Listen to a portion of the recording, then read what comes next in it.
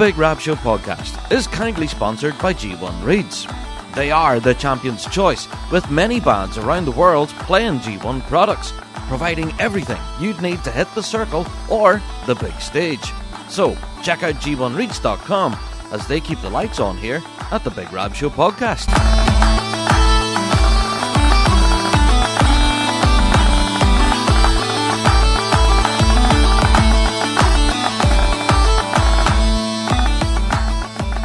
Hello there, everyone, and welcome to another Big Rab Show podcast. Yeah, another week has rolled round, and I don't know, there's been so much. With Winter Storm and everything that was happening across in Kansas City, plus there's been a lot of developments here with dates in calendars and announcements and all sorts. We have a lot to get into on this week's podcast. Plus, we've got an amazing topic of the week as well. The title of the show might give it away who we're talking to. Yeah, we'll get into that, of course, later on. But first of all, let's get into our introductions then, shall we? If this is your first ever Big Rab Show podcast, then you are welcome. We are the show for the bagpiping folk, reflecting everything in the bagpiping world, be it Celtic music, folk music, or indeed our bread and butter, competitive piping and drumming. Each and every week we're here, talking about what we know and love to be the music of the great Highland bagpipe and its people. And yes, I know it's a cliche, and we've been reminded of that fact a few times now, but yeah, we do have a Patreon, okay? We are very, very proud of our Patreon faithful. We have a great community over there. So yeah, just shout out to our Patreon faithful, who do get treated pretty much every week to a lot of extras, you know, including our Fuse FM Ballymoney radio show that gets broadcast live every Tuesday night. In fact, last night's show was actually, that was a cracker. We had some real good music on there. Yeah, those on Patreon will have got a listen to that. So, yeah, you know what I'm talking about, Patreon faithful. It was such a good show last night. So, yeah, if you are curious and you do want to go and check that out, there is last night's Fuse show is up there now. But there's also a wealth of a back catalogue. Now, you're talking years worth at this point. So, if you did want to, you could download years worth of Big Rab shows on Fuse. And when you consider each one of those was 2 hours long, that's a serious amount of piping there. You know, you could honestly start listening to our show on Fuse and then not be finished by the end of the year. Crazy. Anyway, so just to encourage you, if you do want to go and help support the show, you can. We have a Patreon there. You can click on it and get access to all of those extras. Just a shameless plug. Why not? Be part of the Patreon faithful. All right, well, with each and every Big Rab Show pod, we do open the door to listener mail. And yeah, last week we got quite a lot of listener mail, including some weekly drones that we had to catch up on, all on the topic of the UK Championships. Now, on last week's pod, we did say we're pretty much going to draw a line under it at this point. I think we have got the depth of feeling at this point. We've put across the case for the Northern Irish bands and for the Northern Irish drum majors. We've put that story across as to what the significance of that date is. And if you haven't caught all of that commentary, then do go back, listen over the last few episodes where we've been talking about this at length. I do feel it's now come to the point where we need to move on from this. Now, I'm not dismissing it by any means. Yes, we completely understand the gravity of it and the effect that it'll have on bands here in this side of the Irish Sea. However, we are very much a global podcast, and we are aware that perhaps people listening in New Zealand right now, they might not give a stuff, you know? So we are politely moving forward with this, you know? But yeah, do not worry. Your email has not fallen on deaf ears. And yes, we do completely understand the depth of feeling on this. So I guess the UK Championships will open its gates on the 12th of July in Edinburgh. And ourselves in the Big Rab Show, we will do our best to cover every aspect of a major competition as best we possibly can. Now, as to whether that will mean that any of our Northern Irish team will be across there, or will it just be our Scotland correspondents, we don't know. We are doing our best to kind of make everything happen this season. We are still in the process of planning our coverage for this year, so we will do our best. As that's all we can do, I guess. We are a team of volunteers, and yeah, we do our best to make this show happen. Yeah. And if anything, I just wanted to answer a couple of bits of listener mail that we got on that this week. Now, I'm not going to give the names of these people for fear of throwing them under the bus. But there has been a few people querying this last while, just asking us how much are we getting paid to do our show. You know, I'm sure we're all minted at this stage, I think was one of the emails we got. Absolutely not. I still don't know where this comes from, but a load of people seem to think that we're absolutely stinking rich. And we are jet setting around the world and covering every aspect of the piping scene, not off our own dime, But honestly, we can't stress enough that this is absolutely a volunteer-led venture. We're all competitors on our team now. Used to be that we were mostly competitors and a few fans mixed in. But now we are all active competitors, I have to say. Yeah, so that can present its own set of challenges on the day of a competition, and that's exactly what we're in the middle of right now. We're trying to sort out who's competing in what grade and at what time and what we could possibly film for you guys. So we're trying to sort that out. So if you would like to help our show, absolutely, Patreon is a great way to help us, and it definitely makes it a lot easier whenever it comes to covering competitions. It helps us invest in new gear, new cameras, new mics and stuff, new tripods, because they're pretty much a necessity. And even in some cases, last year we had to buy umbrellas, because we noticed our cameras were getting soaked, and we've already replaced, I think, 2 phones. Yeah, we had 2 cell phones replaced this past year. And that was out of our own pocket, I guess. So, we were doing our best to keep the rain off of our gear going forward. So, anyway, long story short, to answer those queries that we've been getting on listener mail, are we absolutely minted and stinking rich and all that kind of stuff? Absolutely not. That couldn't be further from the truth. Yeah, we are just competitors with a very keen interest in piping and all aspects of piping. And we do our very best to cover it all. So, I don't know where the rumours are coming from that we're absolutely loaded and, I'm driving around in a Rolls Royce or something and jetting around the world on my private jet. Absolutely not. But if that was the case, do you think I'd be podcasting about pipe bands? Well, possibly. Yeah, that's arguable. Yeah, it is my passion, that's for sure. But if I did have millions and millions and millions in the bank account, I would be paying for my own, satellite trucks and stuff. I would bring my own production company and I would, present it all live. Wouldn't that be awesome? Oh, man. Imagine if I won the lotto, the amount I could invest in pipe band coverage, it would be brilliant. It would be like tuning into the Olympics or something whenever you're watching the Worlds, Oh, man. Anyway, I digress. That's just to answer those questions that we got on listener mail. Let's get into some more then, listener mail. We got an email here from Debbie. Said, "Hi, Big Rab. Just to let you know that the 160th Turriquina, I think I've pronounced that right, Turriquina Highland Games is being held this Saturday, 25th of January here in New Zealand. We have solo piping and drumming events, in the morning, including the New Zealand Open Solo Piping Championships." Ooh, there you are. So then in the afternoon includes 18 pipe bands in competition from Wellington through to Hamilton, and they're all competing. So we have all through the grades, of course, including 5 in the juvenile grade as well. Yeah, so looking forward to that. So then over here, of course, she mentions in New Zealand, all bands, all grades play twice. So they have an MSR and medley performance on the day, with the exception of the juvenile grade, who only play their MSR. And she does say that, in particular, the highlight of the day will be the performance from Grade 1 Manawatu Scottish, who are celebrating their centenary year this year. There you are. So good luck to everybody at the Turriquina Highland Games. I really hope I haven't pronounced that incorrectly. I probably have. This will be stuff that Rab got wrong. But yeah, the 160th Turriquina Highland Games. That's brilliant there.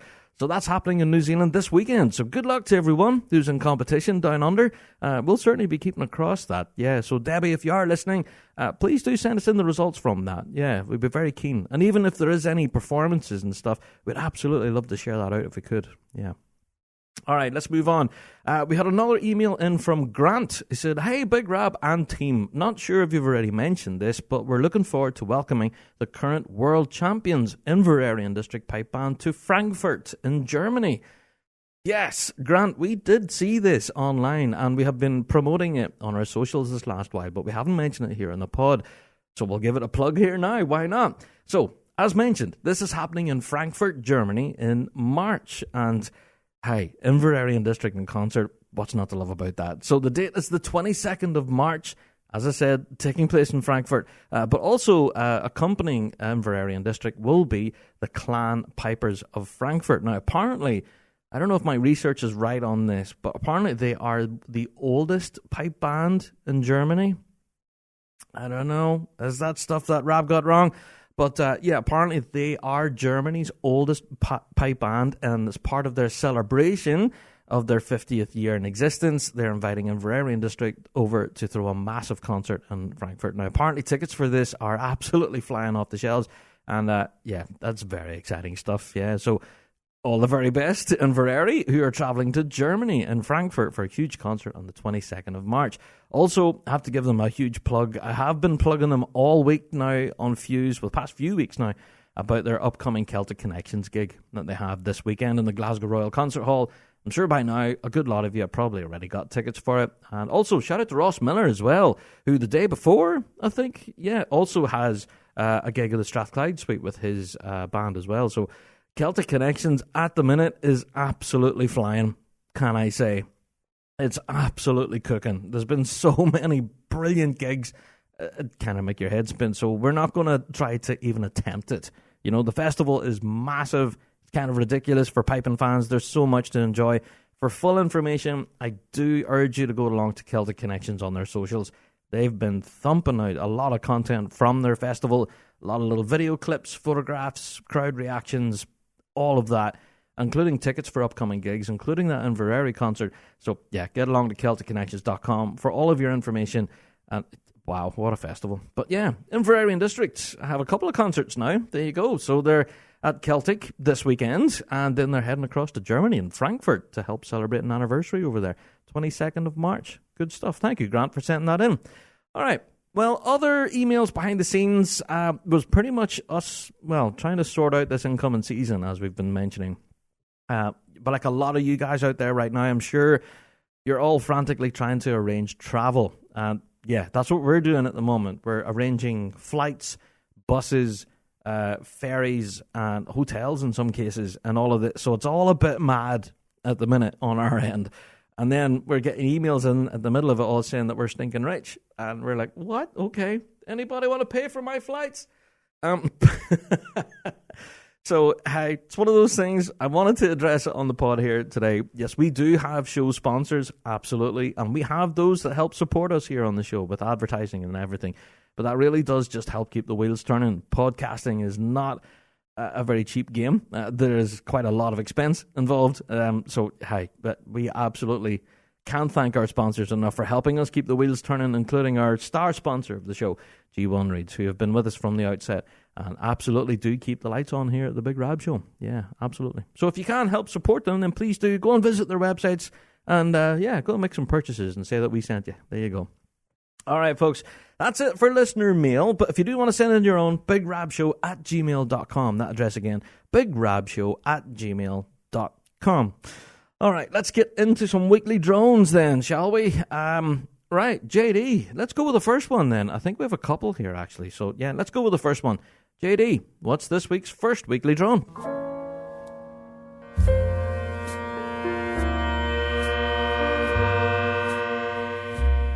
It's the weekly drone. Uniforms. The weekly drone a couple of weeks ago about shirts not fitting correctly specifically mentioned women as being regular offenders. Shirts, waistcoats, and jackets are all designed and cut for men. They are literally designed to not fit the majority of women correctly. Unless we start going down the route of entirely custom-made uniforms instead of mass-produced. This is the trade-off we have to live with.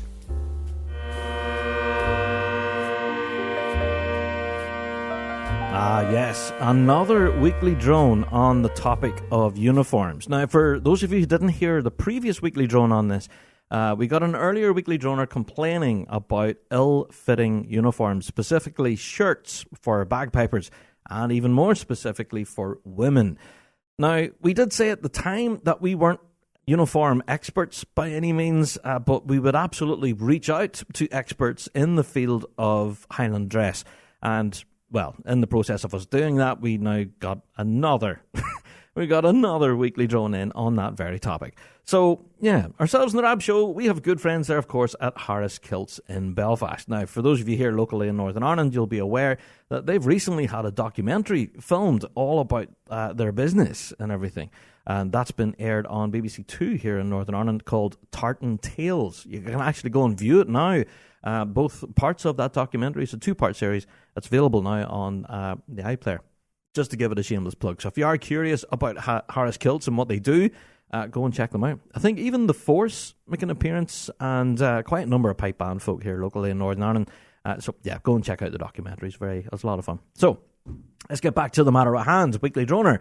Yes, talking about ill-fitting uniform and the possibility of having bespoke, made-to-measure as a way to deal with it, I guess. Well, we raised these questions with Graham Harris at Harris Kilts and asking him, is this a known problem?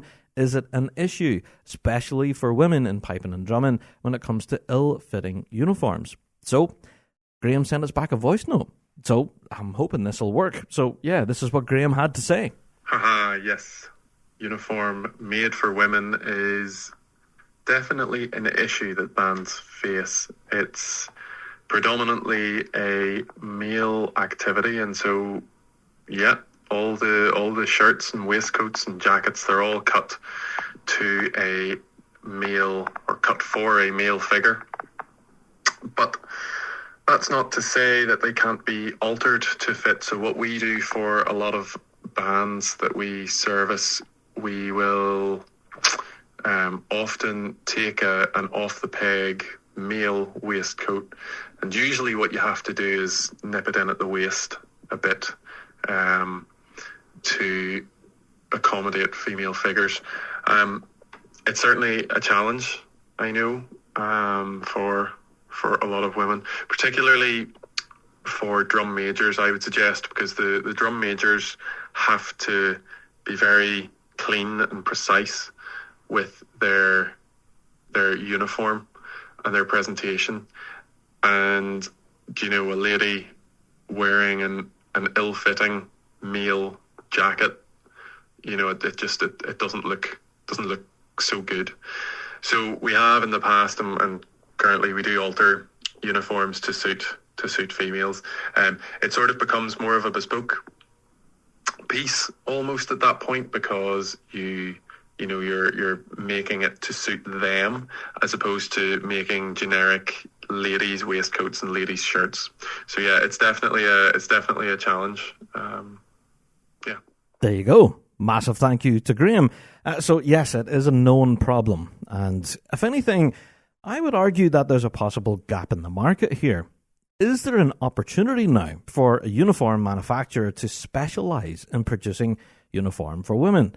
I would argue yes. So anybody listening out there that does work in the world of, providing uniforms, that perhaps this is an opportunity. Now, Graham did mention about making specialist uniforms and made-to-measure, bespoke, alterations to existing ones.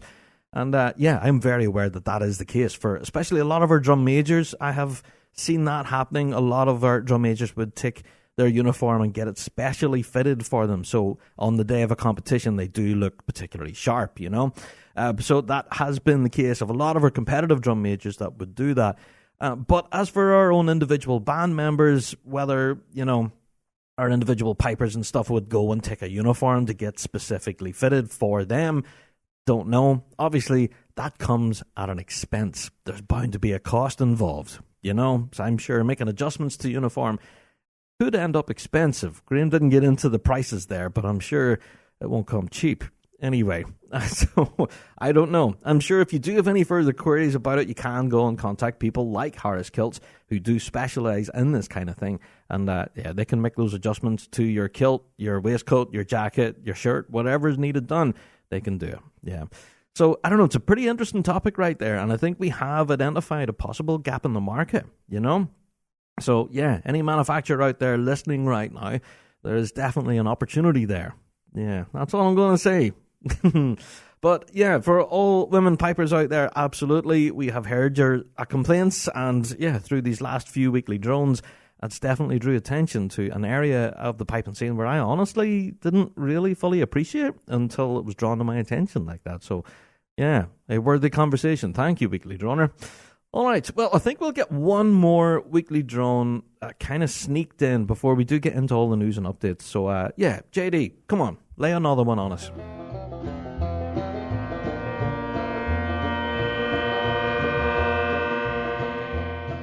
It's the weekly drone.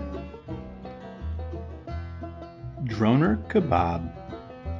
Rab, having returned to bands after a long break, I've been shocked at how many people take substances on days of competitions to enhance their performances and suppress nerves. Everyone seems to turn a blind eye and pretend it doesn't happen, but it's rife and it's wrong. Yes, Weekly Droner. We did talk about this on a previous Big Rab Show pod. Now, we only really kind of scratched the surface with this. We were talking about performance and specifically performance anxiety when people are dealing with the likes of stage fright, for example, or, standing on the line of the World Championships and your knees are absolutely shaking. We've done a lot of talk about, visualization and what to do to overcome that kind of performance anxiety. And it did come into conversation where it has been noticed that a lot of especially our top flight musicians, are now resorting to taking medication. Now, I'm not talking about reaching into the sporran and grabbing a hip flask and taking a wee sip of whiskey. I've been known to do that myself in my competing days, for shame. But yeah, I do understand it. The nerves kick in and I don't know. Whether the whiskey could be a crutch or not, I don't know. We mentioned all this on that pod at the time, but there is quite a worrying trend now with a lot of top flight competitors that are turning to medicinal substances to try and aid them with their performance, to keep a level head, to stop the nerves and adrenaline from kicking in, and to be able to produce a steady and controlled performance. We did specifically mention that there was a lot of use of beta blockers. Now, we discussed that at the time and what beta blockers were actually medically for, but I think the calmness and all of that is kind of a, I don't know, a side effect, I guess, of these, that, it kind of brings everything down. It reduces the adrenaline. It stops your heart from going a million miles an hour. And, the fight or flight response. And, especially this past year in 2024, last season, we've had this reported to us a number of times where people were concerned about the level of medication being taken by a lot of our top flight musicians. And even in some of the lower grades as well, a lot of people have bore witness to this.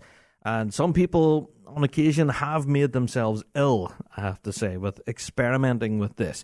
They've now heard this rumor in the piping scene that if you take this magic beta blocker pill, that's difficult to say, that suddenly you become Willie McCallum or, Jack Lee or Stuart Little. I don't know. Would such a magic pill exist? I would argue no.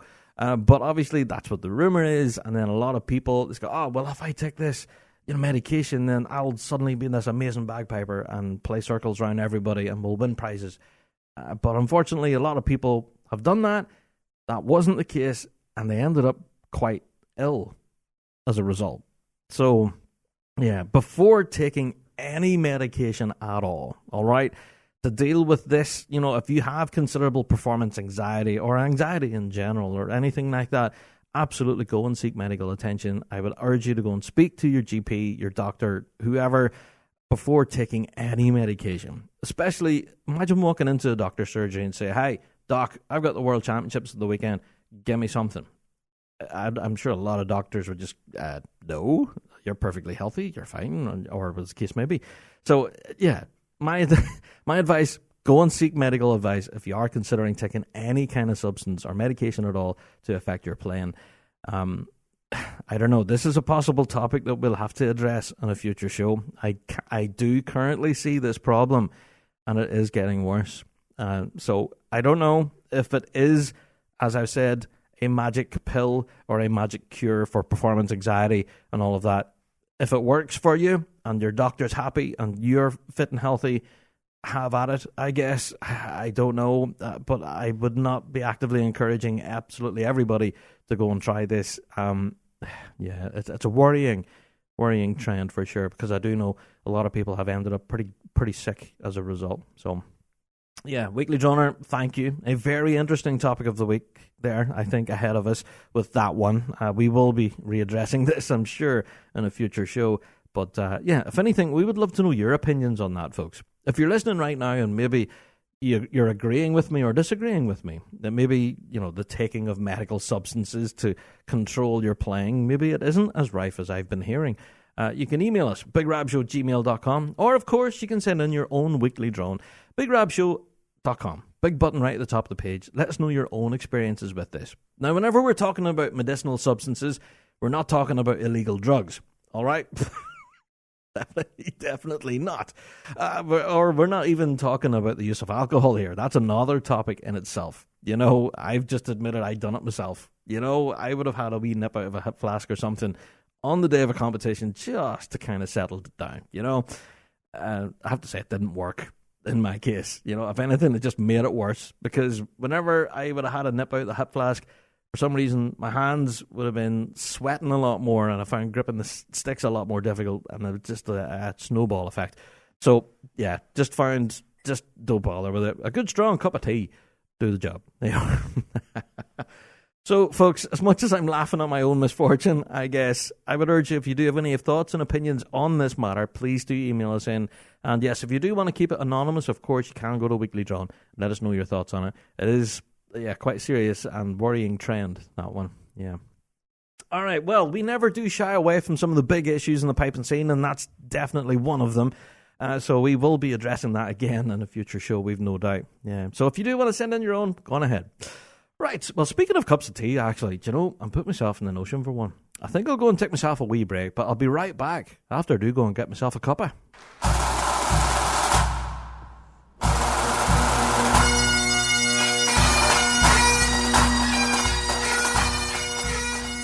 Do you wish piping could be fun again? Bagpipers around the world continue to struggle with their instrument, despite hours of hard work trying to get better. Bagpiping should be fulfilling. Your hard work should pay off, showing improvement and the freedom to express yourself musically. Or why do it? The Dojo University believe every piper should be able to free themselves from musical frustration, proven over more than a decade of successful teaching and accessible anywhere with an internet connection. The Dojo is unlike any other bagpipe learning experience in the world. Let the Dojo channel your enthusiasm into a fun and fulfilling program that will empower you with the knowledge to fall in love with piping all over again. So go to dojouniversity.com/Big Rab and take advantage of our 30-day free trial of Dojo Premium membership. Join the global community of students today and rediscover the fun of bagpiping. dojouniversity.com/Big Rab for a 30-day free trial.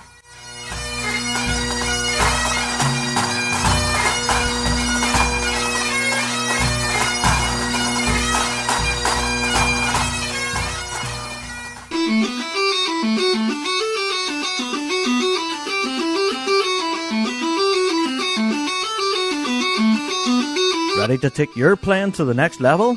Say hello to the ES Session Chanter, the ultimate practice chanter designed for versatility and durability. Crafted from stainless steel and aluminium, the chanter comes equipped for both an A stem and a B flat stem, giving you the freedom to play along with any instrument, anytime, anywhere. Whether at a band practice or a trad session, the ES Session Chanter keeps pace with your creativity.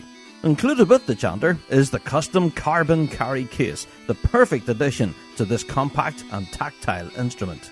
To get yours, head to essessionchanter.co.uk.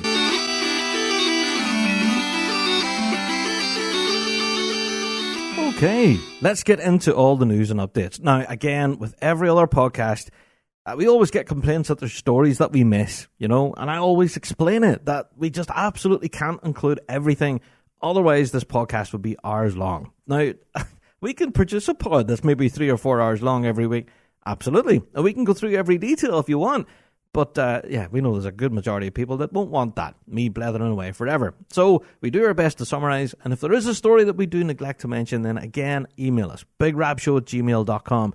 That's the best way to draw it to our attention. All right, let's get into some news stories. First of all, I have to give a shout out to The Force. Yes, the display team of champion drum majors, The Force, of course. Yeah, The Force, of course. That rhymes. Well, they put out an announcement on their socials that they're actually heading to the Royal Nova Scotia International Tattoo. Woo! Wow! Okay, sorry, headphone users. I'm getting a little bit excited about that one. That's fantastic. So, yeah, shout out to Paula Braden and to everybody there involved at The Force. That's exciting. So, if anyone does want to go and see The Force and the Royal Nova Scotia International Tattoos, I think tickets are still available right now. So, yeah, they've been announcing a lot of their lineup in recent months. And, yeah, this one just happened there around the 16th of January, I think. So, yeah, just last week. So, hey, shout out to The Force. That's really exciting. The Royal Nova Scotia International Tattoo. Wow. Yeah, and hey, what an act. That's going to be a lot of fun there for sure. Shout out to Paula and to everyone there at The Force. That's exciting. All right, let's move on. I have to give a shout out to the Midwest Pipe Band Association. Yes, the MWPBA. They put an announcement on their socials saying that the list of regular season band and solo competitions for this incoming season is now posted and confirmed. Fantastic. So the full dates and all of it is all up there now on the MWPBA website. Go and have a look at it. All right, I'm not going to run through every date here for you. I think some of the headlines include that the prize money for the Chicago Games has now been increased for the 2025 season. What? Like, the prize money for Chicago was already high, but we're seeing it that it's increased again. Wow. Okay, so anyway, that's one headline, but there are tons of others as well. So I have to say, go along to the MWPBA website where that huge announcement about their upcoming calendar for this season has been posted. So the full dates, everything's up there now. Go and read at it at your leisure. It's up there now. All right. Let's move on. Let's talk about Field Marshal. Yes, of course, everyone is continuing to talk about the Field Marshal Montgomery. So what's going on? Well, we got a news story published thanks to pipesdrums.com. They told the story of a new appointment for Field Marshal. Ben Duncan has been appointed the pipe sergeant of Field Marshal. Yes, because, of course, Matt Wilson used to be the pipe sergeant there, and we were curious who was going to be filling his brogues in that role. So, as we know, Matt Wilson's now the current pipe major, and, yeah, he's now appointed Ben Duncan as his right-hand man. Yeah, so this completes the leadership team of Wally Glenholmes at the back line as well, the drum corps, yeah, along with Matt Wilson. So, Matt Wilson, Ben Duncan, and Wally Glenholmes, they have their work cut out, I think. Yeah, I think they've got a lot of work there, for sure. But, you know, Field Marshal have been a hot topic for discussion on our Fuse FM show, where a lot of people are speculating about their musical voice and what it'll sound like. Some people texted in actually last night, and they were saying that if you do want to see the direction of musical travel for Field Marshal, then look no further than Dollar. Yeah, Matt Wilson, of course, has been prolific there at Dollar Academy and has set up some real blistering performances from them over the years. So, yeah, we will be visiting some of those performances from Dollar on our Fuse FM show and giving them a listen because, yeah, I have to agree. You know, Matt absolutely can set up a band. There's absolutely no doubt. And yeah, I'm very excited to see what that new leadership team there at Field Marshal will bring to the circle. As to what it'll sound like, I don't know. At this point, we're just speculating, but I'm very excited. I cannot wait to hear it. But yeah, congratulations to Ben Duncan. Of course, he was part of Rab Show Live, Piping Live, a couple of years ago now. He thumped out some blistering tunes, man. Yeah, fantastic. So yeah, congratulations to Ben and to everyone there at Field Marshal. All the very best this off-season. We do wish you well. And excited to see you in the circle now for sure. All right. So from exciting new appointments and positive news there, Field Marshal, to some negative news, I guess, for 78th fans. Yeah. In particular, the 78th Highlanders, the Halifax Citadel, of course, from Halifax in Nova Scotia. They put it out through pipesdrums.com that they will be taking a hiatus for this incoming season. Yeah, that's bitter news for a lot of 78th fans who were very excited to see them on the grass, actually. Yeah. We got a statement from their pipe major, Alex Gandy, who said it was disappointing to announce that the band board and membership have agreed that the main option for us currently is to take a hiatus and regroup in the fall. All right. So he goes on to say, we're very thankfully had a lot of interest in filling the lead tipper position, but unfortunately weren't able to make it work out at this time. Now, whether this means that they've actually appointed someone and it just doesn't give enough time to prepare for the season, or whether they are still currently looking for someone, don't know. But I have to say, This is bitter news, I guess. I'm a huge fan of the 78th Halifax Citadel. I absolutely love the music that they can produce. And what I thought Alex Gandy has brought to that role is quite exciting too. So, unfortunately, we're not going to see them in the competitive season this year, which is, I don't know, it's kind of awful, to be honest. And now, I think, according to statements and stuff that was on pipesdrums.com, the membership of the band are free to go and play elsewhere if they do so choose. However, it would ideally be preferable if they would like to come back into the fold and try and regroup come the fall. So you may well still see a lot of that band's membership competing, but with other bands. So I guess we'll have to wait and see on that front. But yeah, to everyone there at the Halifax Citadel, that's bitter news, honestly. Our heart goes out to all of you. That this is never easy whenever bands announce things like this. So if anything, I take it a positive slant on this, is that it's not an announcement that the band is off the road. It's an announcement that the band are regrouping. And that's the kind of positive slant I'm taking from this, you know? I'm forever the optimist, and I'm looking forward to the day that the 78th are back into the circle again, thumping out big tunes and melting all our faces. So, yeah, shout out to the 70th Halifax Citadel. Yeah, honestly, terrible news. Yeah, I can't say it's positive in any way. Apart from that slant there that, yeah, we're given the opportunity to regroup and possibly hit the grass running in 2026. And, yeah, punch us all in the nose. All right, well, let's move on. Now, I can't believe it got to this stage and we haven't actually spoke about it. Winter Storm. All right, now, come on. I have to say, Winter Storm was just ridiculous this year.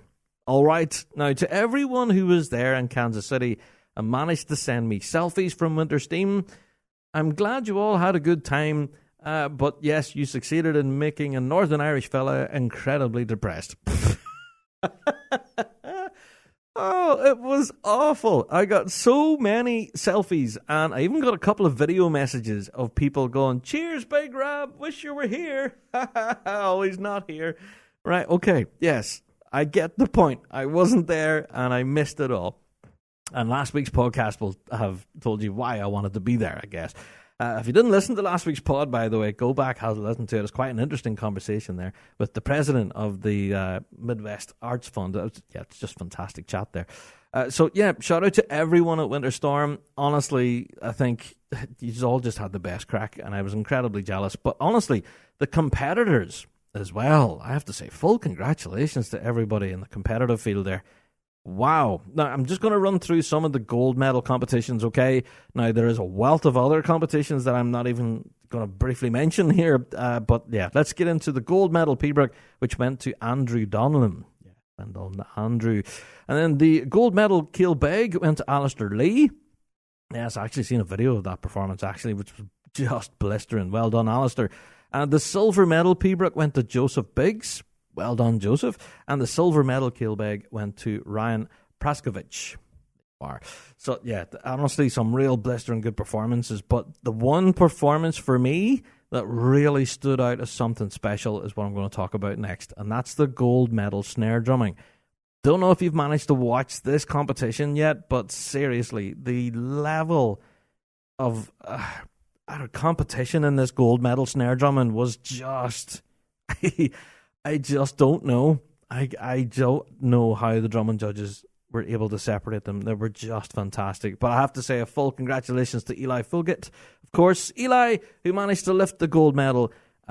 Wow. I've watched that performance at least 2 or 3 times now. 4 times. I watched it again this morning. Yeah, that snare drum he plays, that premier drum. Oh, my word. Seriously, drumming fans out there, if you haven't seen the performance by Eli yet, go back and watch it. I can't oversell it enough. Wow. Just wow. Okay, I've oversold it. Go and have a watch at it. Just fantastic. Well done to Eli. Yeah. Also, the tenor drumming competition, the gold medal went to Jensen McConnell. Yeah, no, I haven't seen that run yet, actually, so I'm curious there. But yeah, well done to Jensen. Also, gold medal bass drumming went to Terry Cadante. Yep, I'm probably completely butchering your name there, Terry. Apologies. But yeah, gold medal winner. Fantastic. There you are. All right, now I have to say, for all of the listings of all of our prize winners through all the grades, Go and have a look at them now. They're all up now on the Winter Storm website. Plus, bagpipe.news done a story on all of the winners, of course. You can go and have a watch at all of it. I have to say, full credit to the folks at the Piper's Dojo. You know, supporters of us here in the Rab Show, of course, obviously. But we want to throw our weight behind them because the amount of incredible live streaming they done from this event, I think it was just incredible. The quality of it as well, man, was just brilliant. True high-definition visuals as well as top-quality audio. These guys know how to make up a piping performance, I'll say that. It was just fantastic. So shout out to Andrew and everybody there at the Piper's Dojo who've done a wealth of work over the weekend. To all their volunteers, well done. What a fantastic show. I was absolutely glued to all of the videos. Now, if anything, it was kind of hectic at one point because there was a lot of different events happening at once. And they were live streaming a lot of different grades at the same time. So, for example, you could go to Facebook and catch, for example, the gold medal. And then you could go to YouTube and catch the grade 2 or something. You know, and then you were going to all these different platforms that they have. And you would see even different live streams. It was really, really cool. So, yeah, shout out to the Piper's Dojo. Just a wealth of work there. And, yes, if you can help support the dojo by dropping them a donation, they do have links and everything across their socials where you can go and help support them. I'm sure that was quite expensive to put on. We know the challenges with live streaming and such. So, yeah, that wouldn't have been easy. But, yeah, just shout out to the Piper's Dojo. What a fantastic venture of live streaming every aspect of it. Also, I have to give a particular mention to a performance from Kerr McQuillan. That guy seemed to have such a brilliant time. Kerr McQuillan seemed to have the time of his life, and a lot of his performances were shared out online. A lot of his own particular solo performances were he done as part of the concert, as part of the alumni. A lot of those were shared out and went kind of viral as well. There was also a little video clip of Kerr actually playing bagpipes. And so, yeah, I know Kerr's a piper, of course, as well as a lead tipper of People's Ford, Boghall and Bathgate. But dang, could he play a tune? Yeah, so for those of you who didn't know, Kerr McQuillan is quite the piper as well. And, yeah, a little clip of him playing pipes as part of Winter Steam, it kind of went viral as well. So, hi, shout out to Kerr McQuillan. I believe this was his first Winter Storm. And I dare say this won't be the last, looking about how much fun Kerr had at that. Yeah, so shout out to everyone, by the way, to all of the alumni, to all the volunteers who made Winter Storm possible. Well done to all of you. Of course, to all the competitors and, yeah, people who took part in the master classes. There was a lot of those. Yeah, and I got a lot of messages from people saying they drew a lot of value from this class or that class. And some people that were asking us questions that we should be talking about tenor drum tuning. Or, you know, ensemble in particular was a big point where a lot of people learned a lot from these workshops and want to hear it talked about on our pod. So, yeah, we've got lots of food for thought, I guess, following Winter Storm. Anyway, just wanted to put it out there. What a fantastic event. Well done to absolutely everyone. Full listings of all of the winners, of course, they're all up there now on the website. And you can go and watch the full concert, and all of those competitive performances are all available online now, thanks to the Piper's Dojo. Well done, everyone.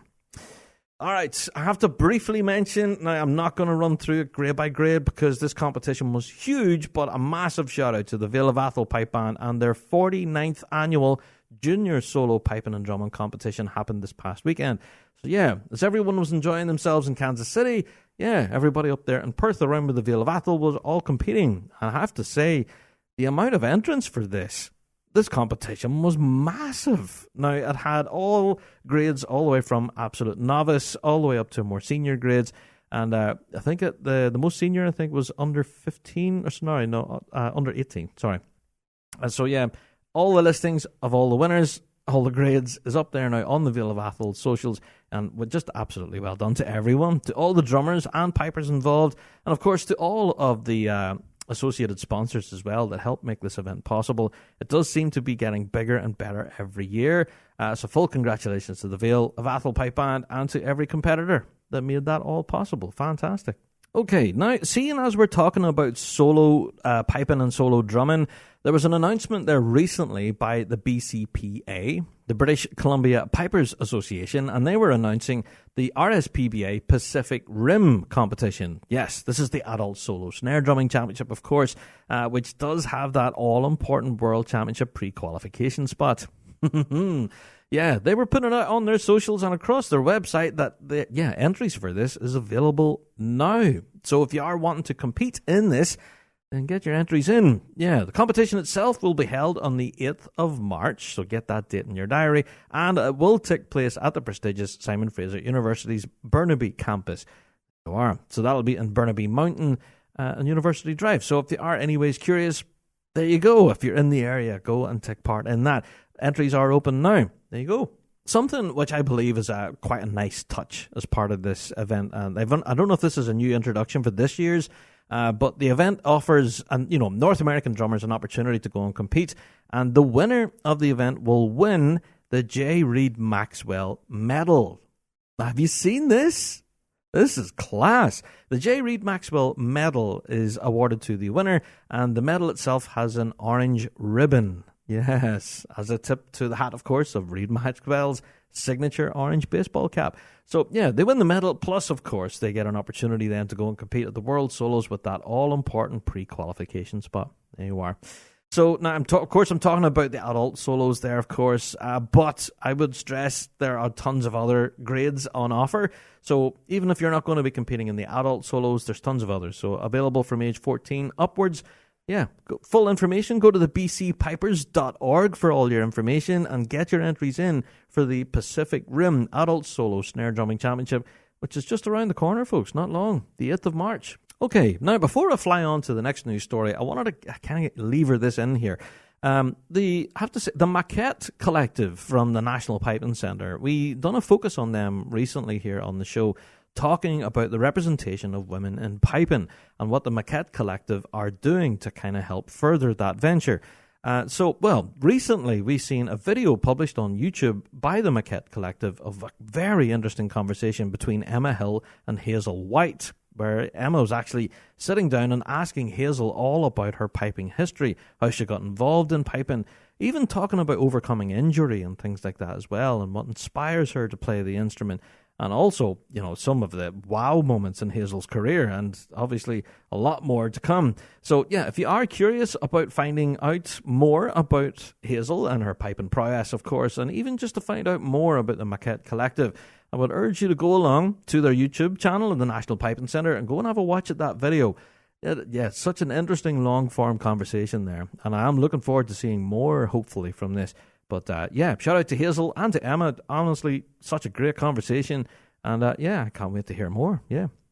Okay, the next news story that I do want to get into is a reminder for everybody that we are very close to registrations closing for the Scottish Schools Pipes and Drums Trust competition.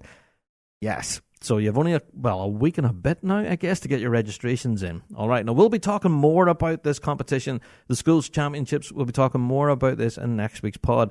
But for now, my advice is go along and get your entry forms in if you are wanting to compete. So if there's any school leaders or tutors listening right now and you haven't got your paperwork sorted, you have up until the 31st of January to get your entry forms in.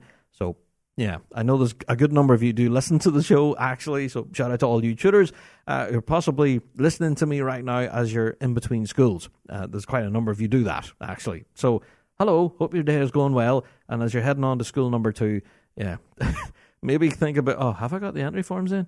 There you go. Hope that's a reminder for you. Get your entries in for the Scottish Schools Pipe Band Championships. 31st of January, the entries close. Okay, I'm going to have to give a shout out this week to a good friend of the show who's been on our show many times now, Brian Hassan. Yes, shout out to Brian, who actually released a fantastic documentary. I don't know if you've actually seen it yet, but I've watched it a couple of times now. He released a documentary about the 70s tribute band and their appearance at the All-Ireland Championships last year. This was absolutely brilliant. Now, the access that Brian got for the 70s tribute band was just amazing. So if you are anyways curious about this band, the 70s tribute band, go and watch Brian's documentary, which will, I don't know, I think I know every member of the band now quite well as a result of this doc. So, again, a shameless plug for Brian Hassan on YouTube. Just type it into your search engine, 70s Tribute Band, All Ireland 2024, and you'll find it. It's fantastic. So, I think it's almost a full hour long, where you get to see the whole process of where the band, are come together, try and practice through their sets and everything. And then, anyway, just go and have a watch at it. I'm not going to spoil it, but yeah, shout out to Brian Hassan. What a fantastic video documentary that is. And yeah, go and check it out. Also, speaking of competitions and winners and everything, I have to give a shout out to everyone there in Germany from the Northern Winter Competition. Now, we did speak about this on our previous Rab Show pod, just before Christmas actually, where we were talking about this event and about just how huge it is for German bagpipers. And yeah, the Bagpipe Association of Germany run this every year and does seem to continue to get bigger and better. Now, I'm not going to read through an entire list of who won what, but that is available now through the Northern Winter Competition on their socials. Or, of course, you can go to Bagpipes Germany and find all the details there as well. So, but yeah, just congratulations to everyone involved there at the Northern Winter Competition. We will certainly be keeping across this for future years to come because this does seem to be building every year. So the piping scene in Germany really seems to be thriving at the moment. So, you know, with Inverary playing in Frankfurt, I know you had this huge solo piping competition, got the Northern Winter one. Absolutely brilliant. So yeah, shout out to the Bagpipe Association in Germany and the Northern Winter Competition. Just seemed to be a roaring success, that one. Brilliant.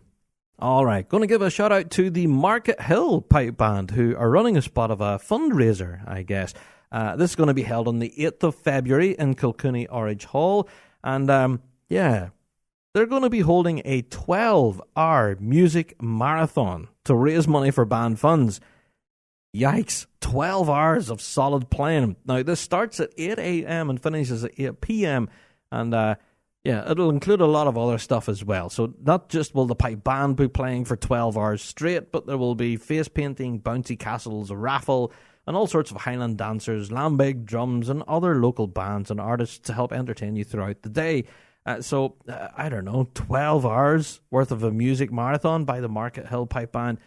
That's quite a feat right there. So good luck to everyone there. It's going to be involved in that. So if you do want to help support the band, of course, then why not head along to Kilcooney Orange Hall on the 8th of February. Yeah, and drop them a bob or two for their trouble. Yeah, good luck. That's a good one. All right, well, I think I'm going to wrap it up here at this point. There is plenty of other news stories that we absolutely could get into, of course. There's tons of news across Celtic Connections at the moment. The gigs over there are blistering, as we've already mentioned. That place, that festival, I don't know, make your head spin. It's nuts. So there's tons of other news stories, of course. Big Rab Show matchmaking service is definitely in full flow at the moment. We know there's a number of pipe bands that have just announced that they're looking for additional players. I think Marlaku and District are on the lookout for a bass drummer. I think, was it New York Metro, I think, are looking for grade 3 drummers as well, just looking at our list here. And there's a number of other bands as well that are, again, looking for more players to bolster their ranks for this incoming season. So if you are indeed a player, a musician who is on the lookout for a pipe band to play, then, yeah, give us a shout. bigrabshow@gmail.com, and we'll do our best to match you up with a pipe band that will be close to you and at the desired grade level, and hopefully we'll get brogues on the grass and get people playing again. Yeah.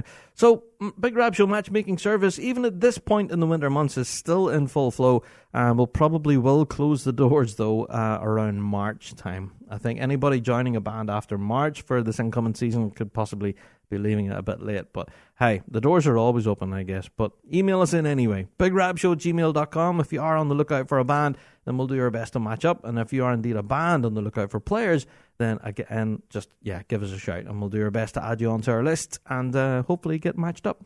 Here you are. All right, folks, that's it for all the news and updates. Again, bound to be something on the cutting room floor, but you can always email us, bigrabshow@gmail.com. All right, I think at this point it's time for me to go and get another big cup of tea. I know, 2 in one night. Yeah, it's time for the topic of the week.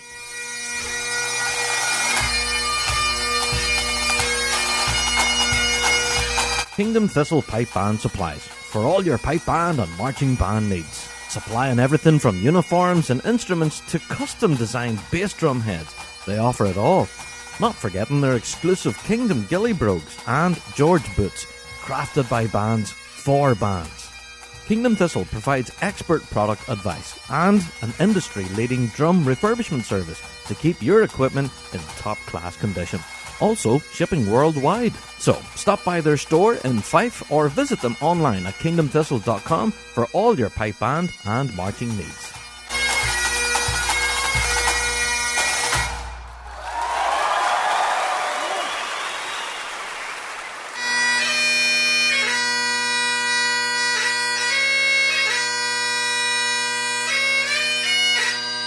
Wallace Bagpipes. Quality, pride and passion. Made in Scotland. Proud bagpipe supplier to the Red Hot Chili Pipers. From the most basic of sets to the most elaborate, they have something for everyone. Also offering bagpipe repairs and restoration. From a simple makeover to a full overhaul. From a chipped mount to a complete replacement. Wallace Bagpipes have you covered. Visit wallacebagpipes.com for more information or contact your nearest dealer.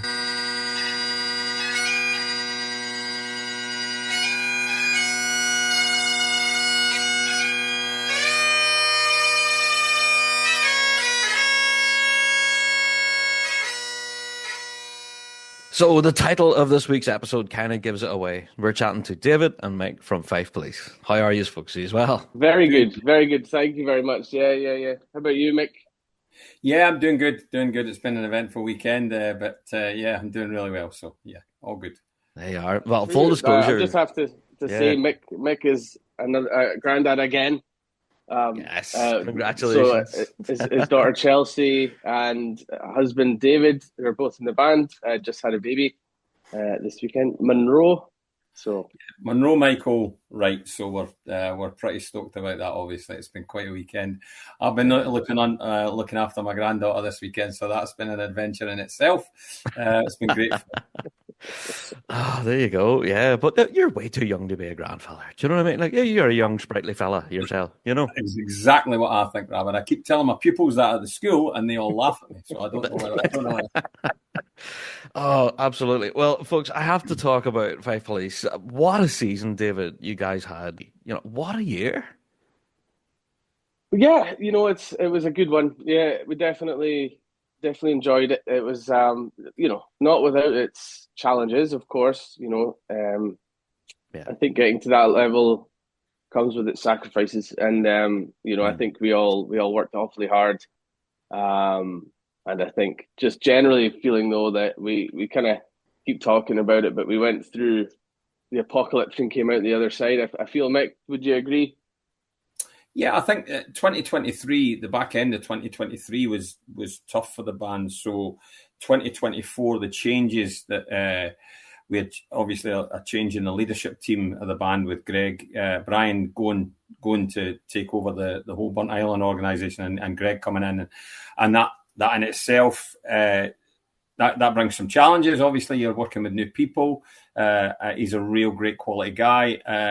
But there was a number of changes in the front end in terms of personnel that David and Greg had to manage. And I thought they did that brilliantly, to be honest. And then also we did a lot of changes to the sound of the band. I think that was very recognisable from the front end side of things. Although the back end remained very settled, with very few changes in personnel. And it has been like that for a good number of years now, with one or two sort of coming in from my school band or from outside that. But it is only one or two, and that leads to a very settled and, a unit that you've been used to working with. And then David obviously settled the front end down. I thought it was a great year, but there's no doubt about it. As David touched on, it was really hard work. There's no doubt about that. We really worked hard at things. There you go. Yeah, but that definitely shines through. And I'm so glad you mentioned the sound, Mike, because David, I don't know what you guys were doing this year, but the tone that you guys have found this season, was there a secret sauce? What were you working on? It's just like a lot of, the implementation of, well, first of all, we kind of went back to sort of older chanters, the older plastic, and we certainly found that had a bit more of a resonant sound. We were a bit more disciplined with being able to make sure everybody was on the same setup and full cane, and we did it was a constant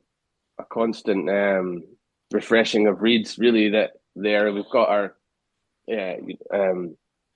we're lucky within the band that we've got a few people who make cane reeds, and Eddie Gall, our drone tuner, he's making the bulk of the reeds for the guys, but he's also on the drone, so he's making the reeds, helping the drone. So if anything wasn't right, we were able to identify it straight away, change it out, and then just keep going. So that just doesn't stop. That's not a process that you get to, but you hope by at least the week of the Worlds you're able to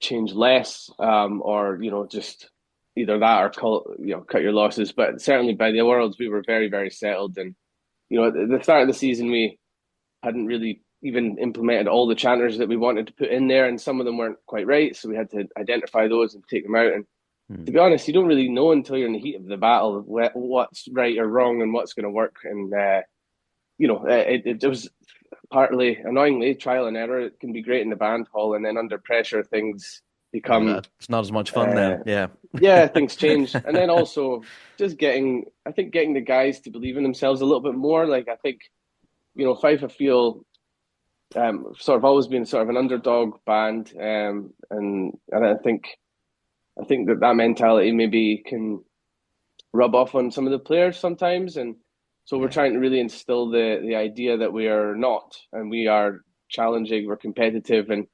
it takes time. That takes time, but you need to start. The results really matter too for that. Not that we can really do anything other than try our best, but when you do get a result that sort of, all right, okay, and then you hear sort of hype or what people are talking about, and they go, right, okay, so they start to believe. So then it all starts to pull together. And then once you get that, it's just sort of like a train that just sort of it keeps going. And obviously Mick and I work the most on ensemble, and that's always been the biggest focus. So sound obviously was a huge improvement this year, but we've always still managed to really highlight and focus on ensemble. And I feel like every year Mick and I, we sort of develop and get that bit tighter and start understanding each other even more. So a lot of stuff that we spent time on our very first year together isn't even in the equation anymore. Just we've moved on from all those bits and pieces they make, and just sort of pick up. We have a look at each other in the middle of a set. We don't say anything else, and we don't need to even discuss it. We know what we're talking about, and it's just starting. All that stuff really helps. It keeps the practices more efficient too. And there you go. But yeah, there was probably one moment in the year just before Mick's Core won their major where there was a shift, and it was like one practice outside, if you remember, Mick, and it was at Mark Hinch.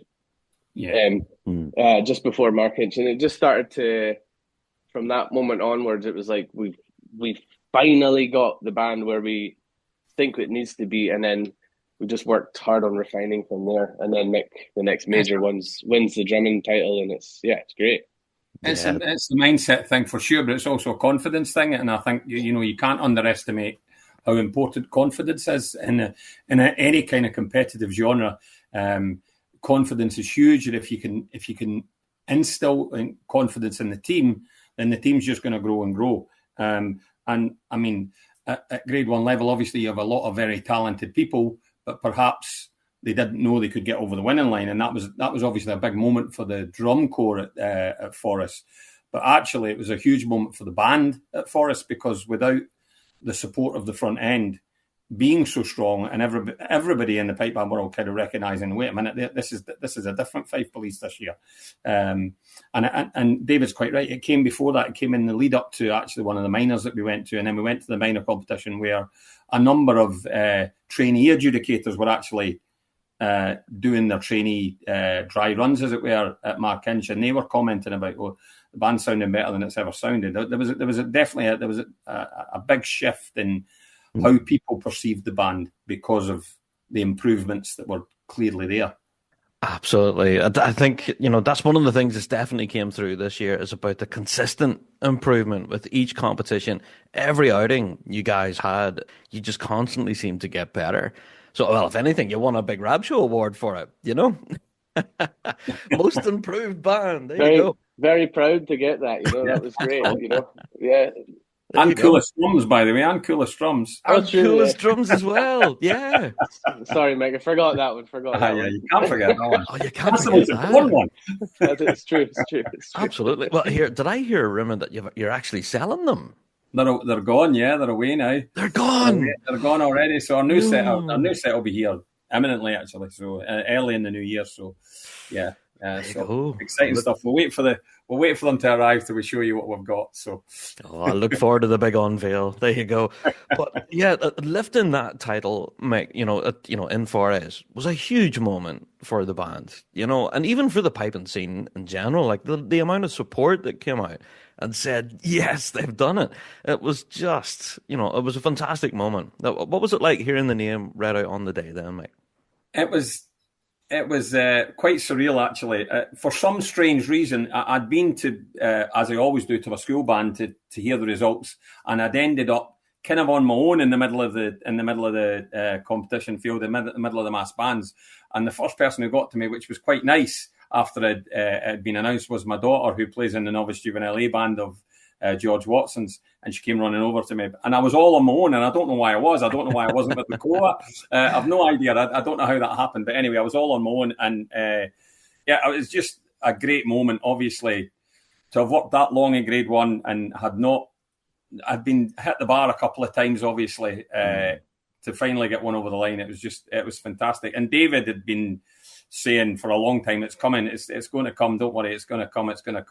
And I have no doubt in my mind that, and I mentioned it earlier, one of the reasons why it did come was because the pipe core's tonal quality was better and their delivery was better, and therefore we were able to accompany more solidly. And it was a big team effort, there's no doubt about it. What was lovely was the amount of guys that I've known over the years and competed against all came over to the core, and they were all so happy for us, and that goes right across Grade 1. It was that was very touching, actually, and that'll remain with me forever. Obviously, it was great. It was a great moment for the whole team, because they've worked their socks off. To be fair, they really have.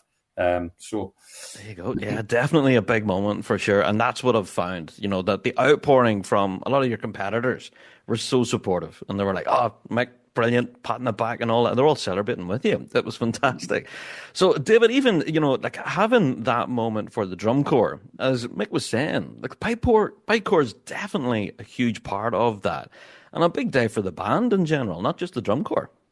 Huge. No, it's nice to hear the band's name out. You're always listening. There's 2 prizes, and you're always listening to have the band named first, and one of them was a massive step. We set goals every year. We set that goal at the end of last year. That's what we set the goal for, was right. It's good, Mick's drum corps is doing good, but and I was saying this to the pipe corps, how do we get that? How do we get this over the line? How do we get this?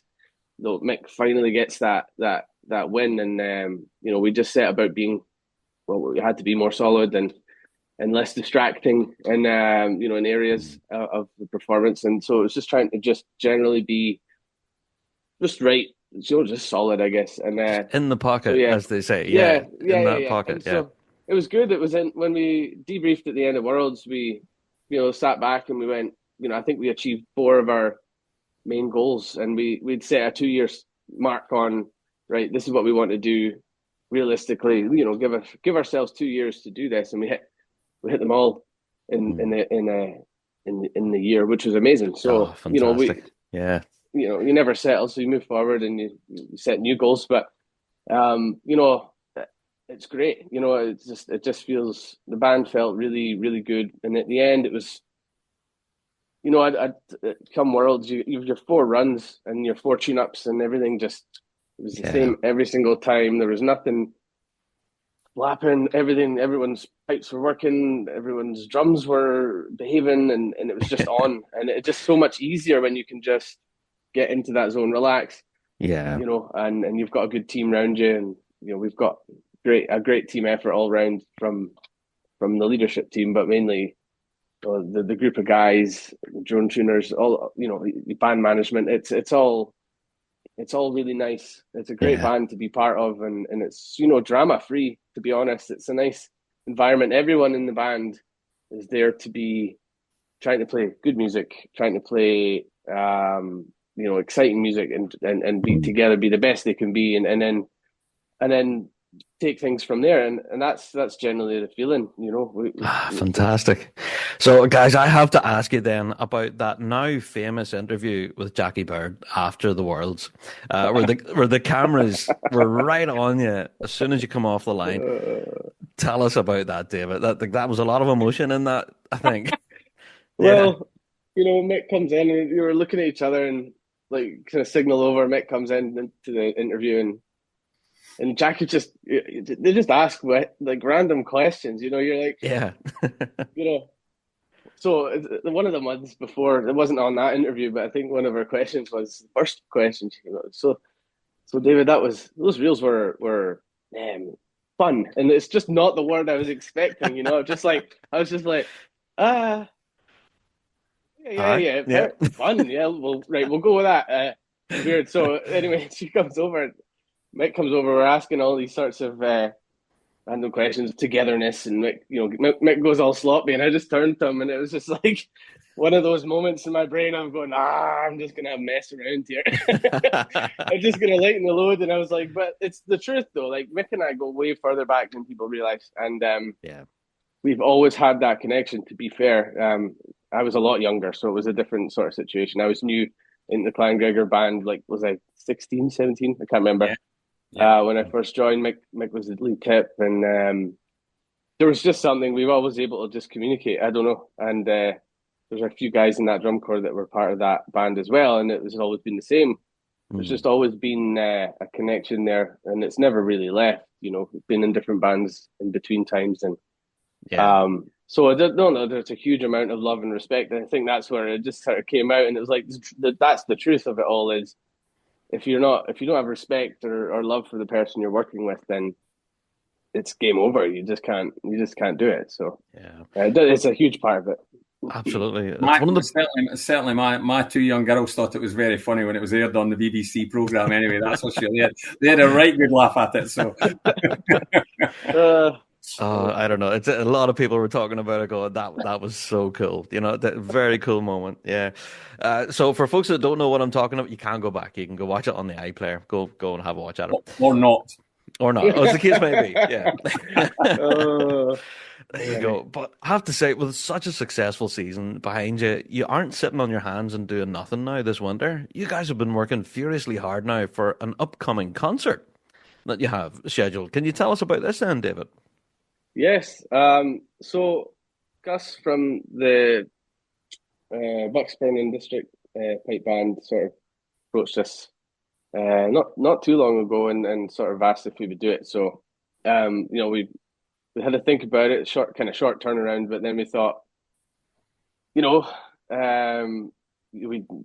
just do it. We asked the band, and the band were like, yeah, absolutely. So I think we had to come up with a nice sort of theme, and we felt that maybe just celebrating the dance and music connection and the connection I've got from the dancing side of my world, and was a good starting moment. There's so much music out there, and it was just so it's been really fun to develop that concert material with thinking about how do we really connect those dots for the audience, how do we really showcase the link between dance and music, and then keep the Fife connection there. So some nice stuff coming through that I think we'll all really enjoy putting across. I think the feel is, when you're looking at it all and you're talking to the band, and everybody's very excited. So I love it. And I think we are too. I think we are. Yeah, what do you think?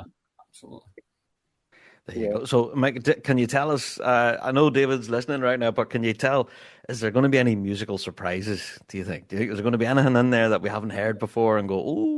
There'll definitely be some musical surprises for sure. Oh, nice! I mean, obviously, we were fortunate enough to be asked to do the Bucksburn concert in 2018. So we've had a shot at it, and it was a lot of fun doing that.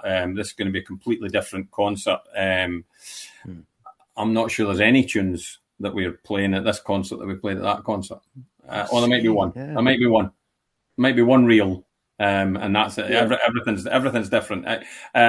What a concert gives you is it gives you an aiming point for the band to be up and on the floor, and gives us real motivation for everyone.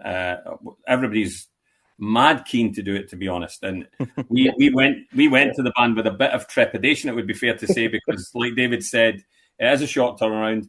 There is a lot of music, but that can only be good. That can only be good for the development of our young band, and it is a very young band actually overall. Apart from the old guy in the middle at the back of the drum corps, everybody's pretty young, to be honest. And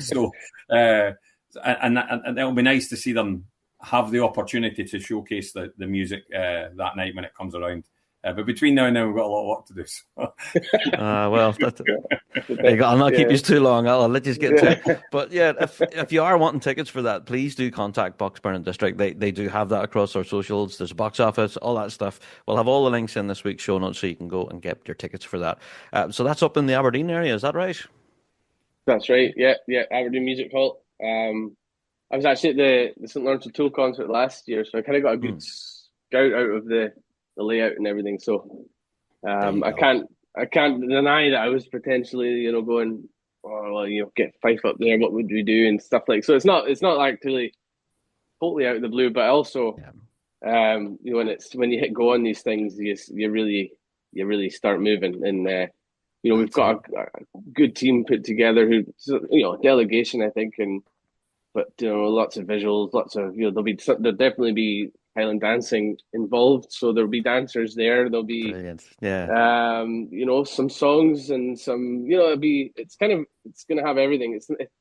I wouldn't say it's a strictly traditional pipe band concert in that sense. We kind of looked at it like, how can we put on a good show?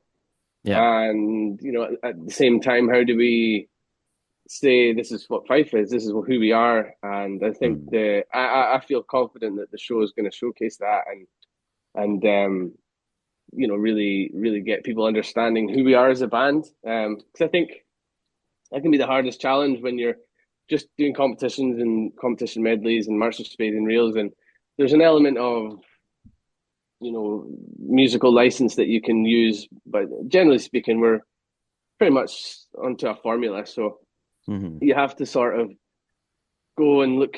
You can't push the boat out too much without first having a little bit more credit behind you. So it's a bit of a juggling act, I think. I'm hoping that after last season we might be, there's a better idea of who we are, and I think we are much clearer as a band who we are too. So, it's a little bit, as I said, trial and error in these things, but I think in the end, get the concert, you see exactly who Fife are. And I think people will enjoy that. I'm looking forward to it. Yeah, so Dancing on the Beat, 19th of April in the Aberdeen Music Hall. So get that date in your diary. And as I say, check out the show notes where you're listening right now, and all the links are there for your tickets right now. So yeah, I'm glad you mentioned that, David, about developing that musical voice. That's definitely been something that Fife have been building on. From 2010 onwards, I think the band's really been coming into its own in this last while, and that voice is continuing to develop. So I have to ask you about this incoming season then.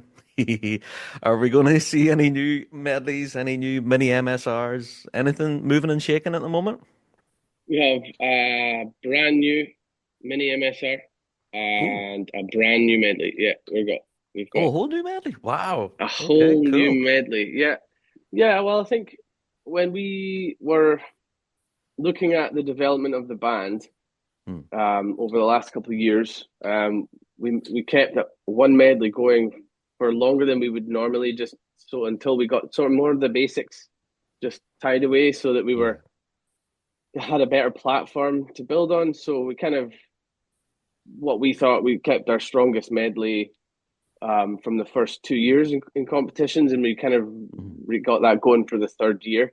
And by the end of the third year, we knew inside out where all the pitfalls were and where we were going to go, and we knew that had we developed that exact medley again, it would look differently now. So I think really that was a good place to be in, because we knew, annoyingly, we knew going into some competitions, if you pull that medley, the best you can get is maybe top three, but not anything more. So we thought, that was, but it did a job for us, Mick. It got us there. It got us, playing tight, and I think that was important.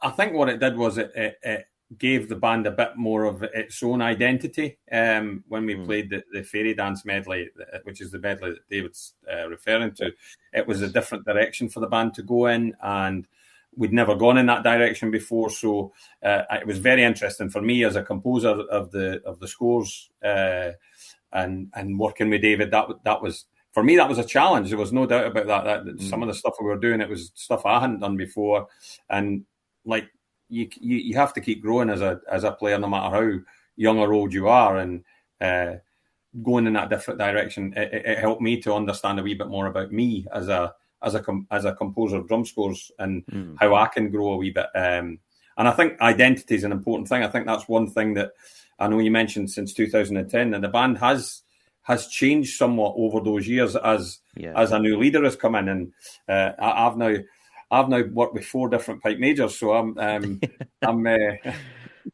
hat at that, and I really am enjoying the journey that we're on right now.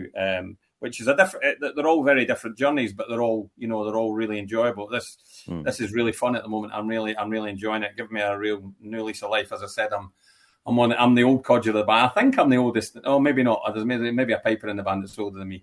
Are we going to drop names now? Name and shame? No, we won't do that. I'm certainly one of the elder statesmen, so I'm definitely enjoying the identity that we're starting to create for the band. Well, it's the first thing that we spoke about when we, went into this thing together. It was right. This is what I wanted to do, was really have a distinctive style. And I think we weren't naive to think it was going to happen overnight, but certainly the development side of that has been good. So yeah, we knocked out a medley for 3 years, so we were kind of like, right, that's the end of that. We need to really move on from that. And I think we were all still happy to play it, but we all knew that it was limiting. It was only going to do us so well. So we're happy. We're developing a new one. It's there, to be fair. We just have sort of week to week, couple more tweaks, and then we'll just need to get it on the floor and try it out. So. But it's not too far away. Not too far away. I can't wait to hear it. It's fantastic. So, as much as we're talking about developing that pipe band voice, I'll give you a few examples, okay? For those listening that might not know what we're talking about. For example, if you were to hear the Sandpiper medley straight away, that's Field Marshal, right? And same with People's Ford, Bog Hall and Bathgate. They've got their signature sound and their own approach. So does St. Lawrence, Simon Fraser, all of these Grade 1 big guns, and yourselves as well. Over this last while have been definitely developing your own style. So for anyone listening that hasn't a clue what we're talking about, go back and listen to all of these previous performances for all the Grade 1 big guns, and they do have their own musical voice, for sure. Us piping nerds can hear like 2 opening bars of an introduction and we know the band already. Are you guys the same? Oh, yeah. I'm a big geek, to be fair. I've always been a geek, when it comes to pipe band. I've loved the pipe band music my whole entire life. It's never been something I've fallen into. It's always been in part of my life. It's huge. I don't think if you're investing that much of your time and your life into something the way that we do to play at the top level, you can't ignore all the other great bands that are out there. And I mean, that is the most pleasing thing about our band. We're competitive in an environment where it has never been so competitive, and so many excellent bands. So it's one of the things that I'm most proud of with the band that we're in right now, is that we're up there competing with these bands and giving them a serious run for their money, actually. Absolutely, yeah. Oh, for sure. Well, folks, I cannot wait for this incoming season. It's going to be so exciting to see you on the grass, and if anything, in the concert hall as well. Really looking forward to that. So again, just to remind folks, there are links in the show notes right now. 19th of April, Dancing on the Beat. Go and grab your tickets for it. It's going to be a heck of a show. Yeah. So, David, Mick, thank you so much for chatting with us. I think one thing that hugely comes across about your band that you should be rightfully proud of, and you mentioned it a few times now, is the camaraderie. Like, you all seem to be best mates, So long may that continue, Absolutely, yeah. There's a lot of people. As David mentioned, we've known each other since he was like a 16-year-old laddie in Clangregor when he came to join the band. So we've been actually friends since then. When I left Clangregor, and then he subsequently left as well and went to another band, we remained friends. And when he was pipe major of another Grade 1 band, we would chat in passing on our part. We were always, the friendship was always there. But there's great friendships within the band because a lot of the band members have played in that band for a long time. And so you naturally become friends. You're away a lot of the summer together, spend a lot of time together. And that camaraderie is important. It's really important to the team bonding, the team ethic, working together and trying to achieve goals. Absolutely. Well, I know we've got many pupils of our own in the band, and Greg's got pupils, and I think others have pupils, and so you've got that element of it too, where they still listen and they still take your advice, and so there's the element of that sort of mentorship that is always throughout our band, and that will always remain, you know. Yeah. And I think that's something that we're always looking to do, is just keep developing the youth, bringing pupils through, or nice young talent that want to come and try and play. But then you've got other things, like one of my first pipe majors, probably my second pipe major, Craig Black, who's pipe major of the City of Brecon pipe band. So I grew up through that band, and he's in the band. So it's like, and his pipe major from when he was in Stonehaven in grade 1, Barry Elric, is in the band. So you've got, you know, a connection there. And then I've played with, you know, Neil Henderson and a couple of boys from, you know, Drambuie. My wife's in the band. I've known Greg as long as I've known Mick, and you know, and it's just, there's so many elements of that where this person was in that band together, well, like connections everywhere, and there's just tons of that. And then people sort of come into the band and they realize that this is a huge family and it's nothing else, and for that reason, there's really, like, there is no drama, you know. I've never known a band to be drama free, you know, and I've led bands before that have been great bands with drama, you know, and but this is a different kettle of fish altogether. Everybody just has so much respect for each other and just does the right things, you know, and they have the band at heart all the time, so it's good. It's a nice place to be. Oh, brilliant. Well, you know, before I let you go, it would be remiss of me if I don't ask what one of the team members here in the Rab Show want to know about. They're big rugby fans in the Rab Show team, and they want to know about your appearances at Murrayfield. What's it like to be out there for that? That's bound to be something special. It's amazing, actually. It's amazing when the match kicks off. It's actually quite a long day for the band, to be honest. We're there about maybe 5 hours before kickoff. Is that about right? Yeah. Wow. Oh, it seems to be getting longer and longer. I don't know. Yeah, it's a long old day because obviously you have to be in before the gates open. All the rehearsal and everything has to be done before that. And then we get to play the team bus round, which is also a good part of it because the crowd are in by then. That's iconic. That's so good. Once you're on the pitch and you're doing the national anthem, it's something else, especially if you're. I've been fortunate enough to be on the pitch when it's Scotland, England, and it's something else. It really is something else.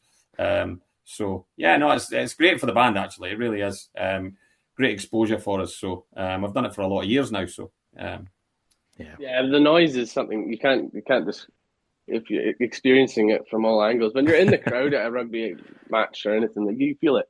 You feel the power of but actually you're only getting a small section of it. But when you're actually in the middle and it's just pelting you all directions, it's pretty amazing, you know. It takes you. It's quite intense, obviously, 67,500 people singing Flower of Scotland, or certainly 60,000 of them, and the other 7.5 singing the other.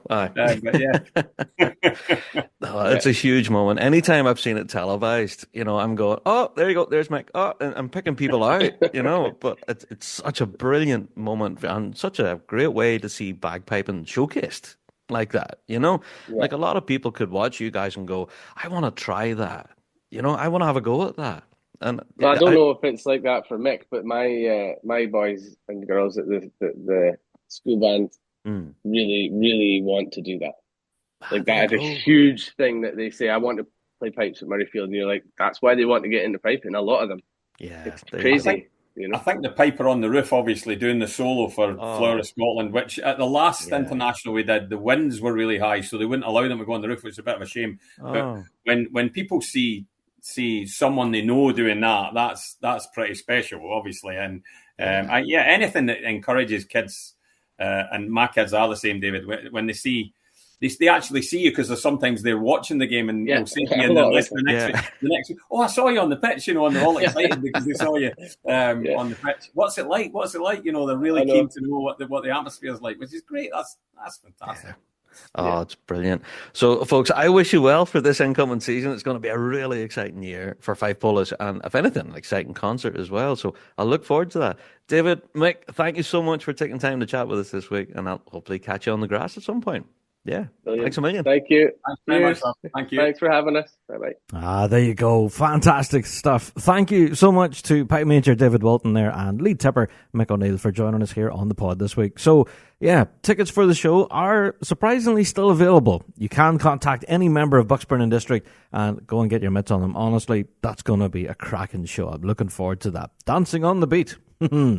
Well, folks, that's it for another Big Rab Show podcast. Yeah, another one is in the can. Yeah, so thank you all for downloading this week and each and every week. And don't forget to tell your mates about our wee show, about what we're doing over here, talking away about piping and drumming each and every week. Sure, where else would you be, except for right here in the Rab Show pod? Well, I think we covered a lot of ground this week. Yeah, as we do every week. And, of course, if there is anything that we haven't spoke about that we absolutely should, then please do email us in. bigrabshow@gmail.com. That address again, bigrabshow@gmail.com. We'd always love to hear from you. And, of course, don't forget Weekly Drone as well. Yeah, let's get JD back to work again. Yeah, keep the man busy. Send us in your own weekly drones. Go to our website, thebigrabshow.com, and drop us in your own stories. Yes. All right. That's it. I am out the door. Thank you all so much for tuning in, and we'll see you all in the next one. All the best.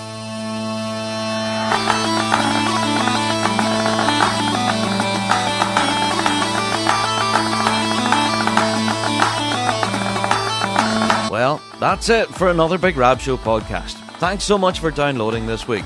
And a special thank you to our sponsor, G1 Reeds.